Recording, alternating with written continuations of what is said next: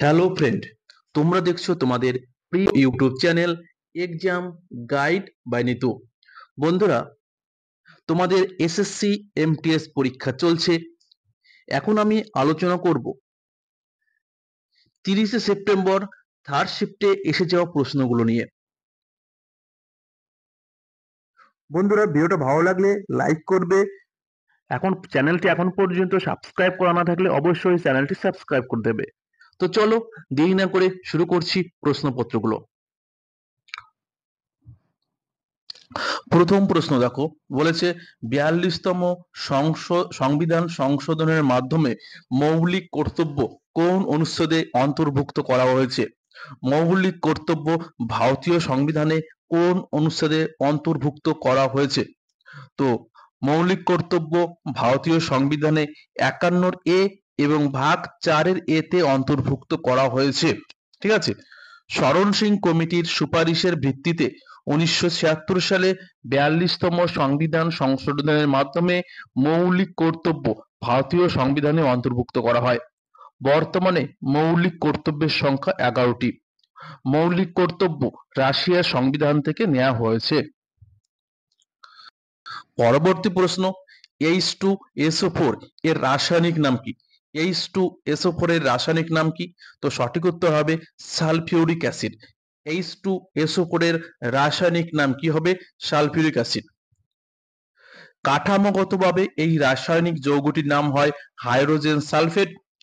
Sulphuric acid পূর্বে well of vitriol নামেও পরিচিত। তো ওয়েল অফ ভিট্রিয়ল কাকে বলা হয়? এই সালফিউরিক অ্যাসিডকে কিন্তু বলা হয় ওয়েল অফ ভিট্রিয়ল। 3 নম্বর প্রশ্ন, 1791 খ্রিস্টাব্দে কে হিন্দু আইন ও দর্শন অধ্যয়নের জন্য সংস্কৃত কলেজ প্রতিষ্ঠা করেন? 1791 খ্রিস্টাব্দে কে হিন্দু আইন এবং দর্শন অধ্যয়নের জন্য সংস্কৃত কলেজ প্রতিষ্ঠা করেন? তো সঠিক উত্তর হবে জোনাথন ডানকান। ডানকান তিনি সংস্কৃত কলেজ প্রতিষ্ঠা করেন 1791 সালে। পরবর্তী প্রশ্ন, বেহদিয়েন খালাম কোন রাজ্যের ঐতিহ্যবাহী নৃত্য উৎসব? বেহেওদিয়েন খালাম কোন রাজ্যের ঐতিহ্যবাহী নৃত্য? তো সঠিক উত্তর হবে মেঘালয়ের। এটি একটি ফসল বপনের পর জুলাই মাসে বার্ষিক উদযাপন করা হয়। তো এই নৃত্য উৎসবটি যখন জুলাই মাসে ফসল বপনের পর এই বার্ষিক উদযাপন করা হয়। এই উৎসব হলো ঈশ্বরের কাছে আমন্ত্রণ এবং ভালো ফসলের জন্য আশীর্বাদ চাওয়া। তো এই নৃত্য উৎসবটি ফসল বপনের পর মেঘালয়ের মানুষরা এই ঈশ্বরের আশীর্বাদ পাওয়ার জন্য এবং ভালো ফসলের পাওয়ার আশায় এই উৎসবটি পালন করে থাকে। 5 নম্বর প্রশ্ন, ভারতীয় সংবিধানে কোন অনুচ্ছেদে বলা হয়েছে যে রাষ্ট্রপতিকে সহায়তা ও পরামর্শ দেওয়ার জন্য প্রধানমন্ত্রীর সাথে একটি মন্ত্রী পরিষদ থাকবে? ভারতীয় সংবিধানে কোন অনুচ্ছেদে বলা হয়েছে যে রাষ্ট্রপতিকে সহায়তা ও পরামর্শ দেওয়ার জন্য প্রধানমন্ত্রীর সাথে একটি মন্ত্রী পরিষদ থাকবে? তো সঠিক উত্তর হবে অনুচ্ছেদ 4 এ। অনুচ্ছেদ 4 এতে বলা হয়েছে রাষ্ট্রপতিকে সহায়তা ও পরামর্শ দেওয়ার জন্য প্রধানমন্ত্রীর সাথে একটি মন্ত্রী পরিষদ থাকবে। বিখ্যাত শ্রী কাটাসরাস মন্দির কোন দেশে অবস্থিত? বিখ্যাত শ্রী কাটাসরাস মন্দির এটি অবস্থিত পাকিস্তানে। কোথায় অবস্থিত? পাকিস্তানে বিখ্যাত শ্রী কাটাসরাস মন্দির অবস্থিত।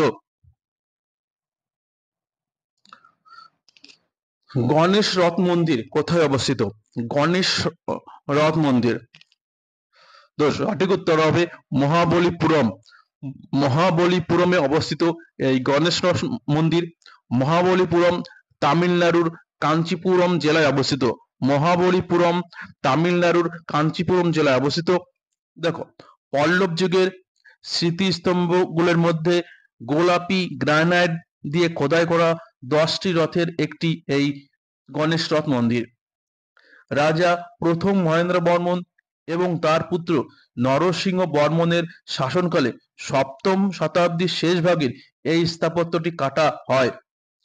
মন্দিরটি 1984 সালে ইউনেস্কোর বিশ্ব ঐতিহ্যবাহী স্থানের মর্যাদা লাভ করে।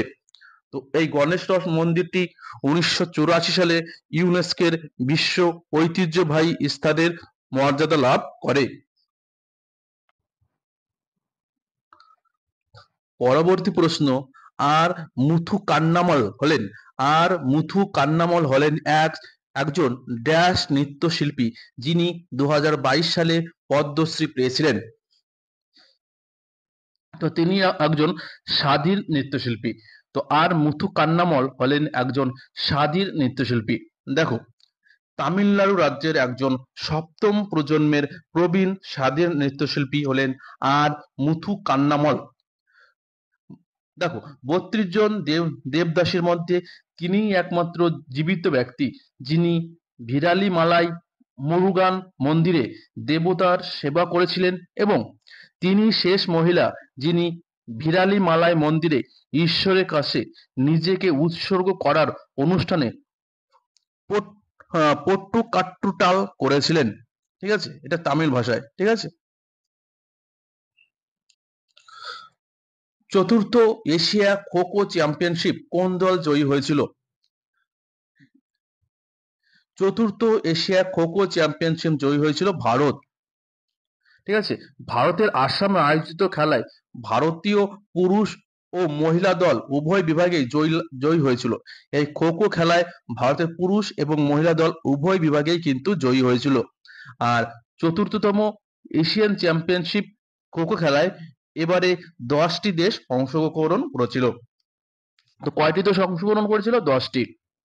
পরবর্তী প্রশ্ন, ভারত স্বাধীনতা লাভের পর প্রথম কোন বছর জাতীয় গেমস আয়োজন করা হয়? তো ভারতের স্বাধীনতার পর 1948 সালে লখনৌতে প্রথম জাতীয় গেমস আয়োজন করা হয়। আর 37তম জাতীয় গেমস 2023 সালে আয়োজন করা হয়েছিল গোয়ায়। ঠিক আছে, 2023 সালে 37তম জাতীয় গেমস আয়োজন করা হয়েছিল কোথায়? গোয়ায়। ঠিক আছে, চলো নেক্সট। পরবর্তী প্রশ্ন, আকবরের শাসনকালে মুঘল সাম্রাজ্যের দিওয়ান-ই-আশরাফ কাকে বলা হতো? আকবরের শাসনকালে মুঘল সাম্রাজ্যের দিওয়ান-ই-আশরাফ বলা হতো অর্থমন্ত্রীকে। রাজা টোডরমল ছিলেন আকবরের অর্থমন্ত্রী। 1580 সালে টোডরমল আকবরকে দহশালা বা জাপ্তি নামে একটি নতুন ভূমি রাজস্ব ব্যবস্থা চালু করতে সাহায্য করেছিলেন। তো দহশালা বা জাপ্তি প্রথা চালু করেছিলেন কে? তো সঠিক উত্তর হবে দহশালা ও জাপ্তি প্রথা টোডরমলের কথায় সম্রাট আকবর। ঠিক আছে, টোডরমলের কথায় সম্রাট আকবর এই দহশালা বা জাপ্তি প্রথা চালু করেছিলেন। নিম্নলিখিত কোনটি একটি লোকনৃত্য? তো তোমাদের এরকম একটা প্রশ্ন ছিল, নিম্নলিখিত কোনটি একটি লোকনৃত্য? তো দেখো, ভারতের শাস্ত্রীয় নৃত্য যেটা হবে সেটা বাদ দিলেই কিন্তু লোকনৃত্য বেরিয়ে যাবে। তো ভারতের শাস্ত্রীয় নৃত্য হলো সাত্রিয়া, মণিপুরী, কত্থক, ওড়িশি, কুচিপুড়ি, ভারতনাট্যম, কথাকলি এবং মোহিনীঅট্টম। এগুলো ভারতের শাস্ত্রীয় নৃত্য। আর সব থেকে পুরনো শাস্ত্রীয় নৃত্য কোনটি? ভারতনাট্যম। ঠিক আছে, তো সাত্রিয়া অসম, মণিপুর, কত্থক উত্তরপ্রদেশ, ওড়িশি উড়িষ্যা, কুচিপুড়ি অন্ধ্রপ্রদেশ, ভারতনাট্যম তামিলনাড়ু, কথাকলি এবং মোহিনীঅট্টম কেরালা রাজ্যের শাস্ত্রীয় নৃত্য। পরবর্তী প্রশ্ন, সূর্য এবং পৃথিবীর মধ্যে দূরত্ব 8.3 মিনিট হয়। এখানে মিনিট বলতে কি বোঝায়? তো এখানে মিনিট বলতে বোঝায় গতি। দেখো, পৃথিবী সূর্য থেকে 8.3 আলোক মিনিট, এর অর্থ হলো সূর্যের আলো পৃথিবী পৌঁছাতে 8.3 মিনিট সময় নেয়। পৃথিবী ও সূর্যের মধ্যে দূরত্বকে আলোর গতি দ্বারা ভাগ করে এটি গণনা করা হয়। ঠিক আছে, তো সূর্য এবং পৃথিবীর মধ্যে দূরত্বের আলোর গতি দ্বারা ভাগ করে এটি গণনা করা হয়। পরবর্তী প্রশ্ন, মধ্যপ্রদেশ সরকার কাকে 2021 সালে লতা মঙ্গেশকর পুরস্কার বিতরণ করে? তো মধ্যপ্রদেশ সরকার 2021 সালে কুমার শানুকে লতা মঙ্গেশকর পুরস্কার বিতরণ করে। চলো নেক্সট। অক্টোবর 2019 দুষ্মন্ত চৌতালা কোন রাজ্যের উপমুখ্যমন্ত্রী হয়েছিলেন?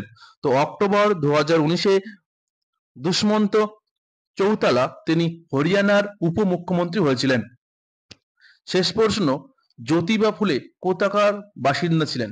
জ্যোতিবা ফুলে একজন ছিলেন নিম্নবর্ণের পিছিয়ে পড়া আন্দোলনের সঙ্গে যুক্ত, ঠিক আছে?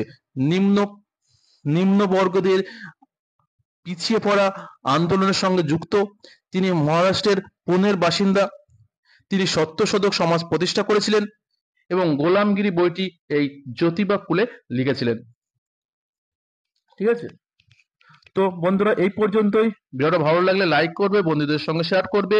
আবার দেখা হবে, ততক্ষণ ভালো থাকবে, সুস্থ থাকবে। ধন্যবাদ।